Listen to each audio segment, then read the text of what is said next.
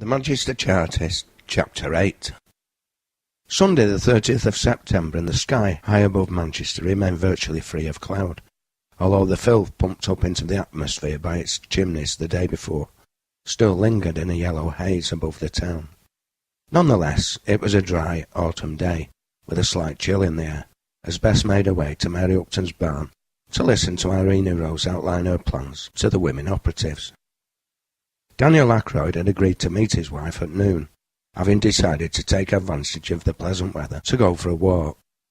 With young Daniel in his arms, he set off, weaving his way through the narrow lanes of Ancoats onto Union Street, where, having passed in the shadow of the towering walls of McConnell's 8-storey Sedgwick Mill, he accessed the towpath of the Rochdale Canal, and began walking towards Newton Heath.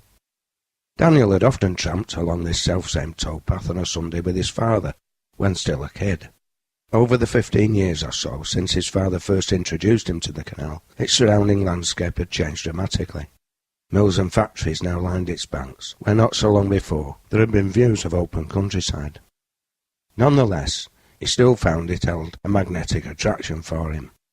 Bushes and trees, hawthorn and pussy willow, unknown in any other part of the area, still managed to grow along its banks, and on the wider stretches reeds and waterweed broke the surface of the placid water, tinging it with welcome browns and greens, providing a haven for water and bird life. Even here, in industrial Ancoats, coot, moorhen and various breeds of duck still survived. The canal might be the work of man, but its water was a gift from nature, and she still insisted on populating it with wildlife. The liquid ribbon, heading north on its 33-mile journey to Rochdale, reflected the sky, as well as the towering walls of the mills. It seemed to hold out the promise, at least in Daniel's fertile and ever-hopeful mind, of a mysterious greener and pleasanter land, somewhere in the distant Pennine Hills, that embraced the northern, eastern and southeastern areas around Manchester like some gigantic protective arm. He was about to sit down on a mooring bollard to take a welcome rest, when the sound of a plop attracted his attention. He walked over to the bank, clutching young Daniel in his arms, wondering what creature had caused the rings of disturbance spreading outwards on the canal surface, when he stopped dead in his tracks. A frog crouched on the flagstone, within an inch of his clog. He bent down and gently picked it up, resting it in the palm of his hand to show it to his son. The creature didn't move, whether from exhaustion or shock, or a combination of both. Daniel couldn't be sure. "Look, young Daniel, look at Frog, son." The lad looked, his little face wreathed in smiles. His hand moved towards the amphibian's dark green rear, but before his stubby outstretched finger could make contact, the frog made up its mind and leapt for freedom. It took off in a great arc, its front and rear legs akimbo, and dived into the safety of the water. "See how it swims, young un," he said. "I'll be teaching thee to do that soon." Daniel's mind wandered back to a time long before. His own father had shown him frogs swimming in a small pool, before he strode out semi-naked into the quiet waters of the River Medlock one sunny day in Daisy Nook. He gently held him by the waist face down, instructing him to move his arms and legs, mimicking the frogs when teaching him to swim. He hugged his son close, and silently promised, not for the first time, he'd do everything possible to provide him with a better life than he or Bess had inherited, just as his father had tried to do for him. When Daniel eventually reached Mary Upton's, the sight that met his eyes surprised him. 6 great trestle tables filled Mary's yard, each with a dozen people sat at them, mainly women and children, helping themselves to cold-fried bacon, cheese and bread. Others occupied the barn, where he eventually found Bess in animated conversation with Irene Rose. The banner they carried the previous Monday on the Chartist demonstration once more hung on the wall in pride of place. "Ah, there thou art, Daniel," Bess greeted him. "They'd best get some food afore it's all devoured." "You seem to have had a good turnout," he laughed, kissing the end of his wife's nose affectionately. "I think we've made a reasonable beginning," Irene Rose smiled. "Sit yourself down, and I'll sort some nourishment out for you." "Nay, I can look out for myself, Miss Rose." "Why are men so obstinate?" she asked Bess, before turning back to him. "Just sit down and do as you're told, Daniel," I cried. "I won't be a moment." "Come, Daniel, sit thyself down," Bess urged him. "I needs to talk to thee, and so does Rose." "Did the meeting go well, Bess?" "Aye, I think so. Rose has good grasp at issues. Some of the lasses were a bit suspicious of her at first, her being Gaffer's daughter, but barriers soon came down. We've elected a committee to organise a social at the end of October, and another to look at a programme of education. I've been asked to find a speaker from the Union, and another from Chartist, and I want thee to make a stage for us." "A stage?" "Aye, a platform for musicians and speakers, or against thin wall." "Here you are, Daniel. Get that down, you." Irene Rose placed a plate full of food and a pot of small beer in front of him. "There's something I forgot to mention. Father's arranged a visit to Quarrybank Mill. He wants you to see how the Greggs have organised the cottages for their workers, and the layout of their mill." "That means Robert I. Gregg's mill?" "Yes, that's right, Bess. You don't sound pleased. Have they ever been there, Rose?" "Only when I was a child. Mother and father took me for a meal with old Samuel Gregg, some years before he died. We visited the mill briefly. It's out in the countryside and seemed idyllic. It's a water mill. Is there something I should know?"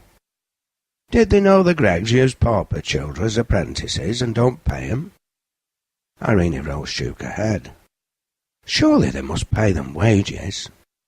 Bess placed her hand on her friend's arm. "I know enough about Greggs to know the charlatans posing as do-gooders and reformers, but I'm no expert." She rose from her seat, young Daniel in her arms. "Gi'e's a minute, and I'll bring somebody over who is." The spinner went out into the yard, returning moments later with a young girl. "Rose, this is my good friend Amy Redbank.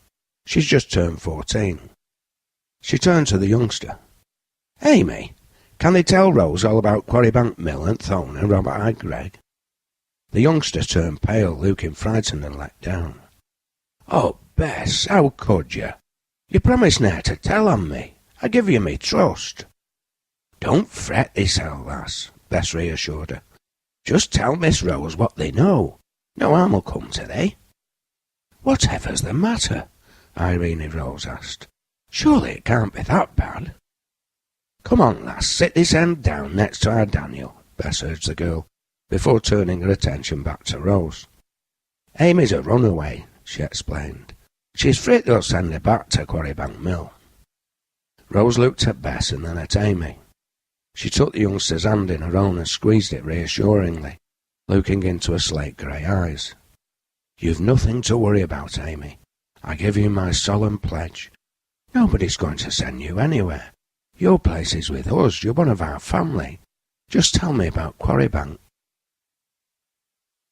Hypocrites! How could they? Irene Rose asked herself. She'd returned home after agreeing tactics with Bess and Daniel as to how Daniel should handle his trip to Quarrybank with her father in the morning, and determined she should accompany them. The conversation with Amy had proved to be an eye-opener. Irene Rose, like many of her class, had always believed Quarrybank Mill in Style, Cheshire, to be a model community, an example of a factory colony set in beautiful countryside, to be admired and emulated. If any stranger came to Manchester seeking information about mill organisation or workers' welfare, this was the place they were invariably conducted to and shown, rather than the filthy reality and urban squalor of mills in the town. The mill had been founded by Samuel Gregg in 1784 in a steep-sided narrow valley on the banks of the Bollin, whose waters came off the gritstone watershed of the south-western edge of the Peak District moors. The small turbulent river, a tributary of the Mersey which rarely ran dry, and whose waters were gathered and conserved in a mill dam to ensure adequate supplies on the rare occasions when it did, drove the mill's iron water wheel. Samuel converted farm buildings to house his workers, but later built cottages in the nearby hamlet of Style to rent to them. Adjacent to the mill he'd also built an apprentice house to house his child labour, kindly provided to him by the overseers of the poor of surrounding townships. Amy, as she now called herself, although that was not her baptismal name, had been handed over as an indentured apprentice on her 10th birthday in June 1834 by the parish of Cheadle. Robert Hyde Gregg, who had taken over the mill on his father's retirement in 1832, received payment of £2 2s for taking on his new charge.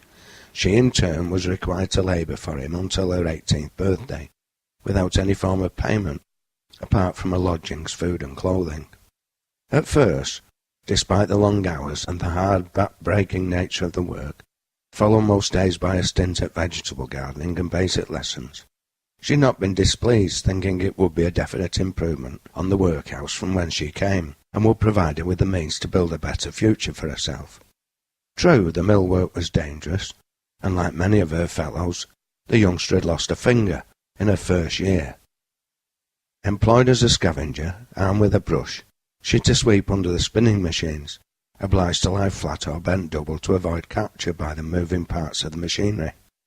In a way, the early loss of her finger had been a good omen. It taught Amy to watch out for the very real physical dangers she faced, and as a result she took extra care. Not a few of her predecessors had suffered broken limbs and much worse.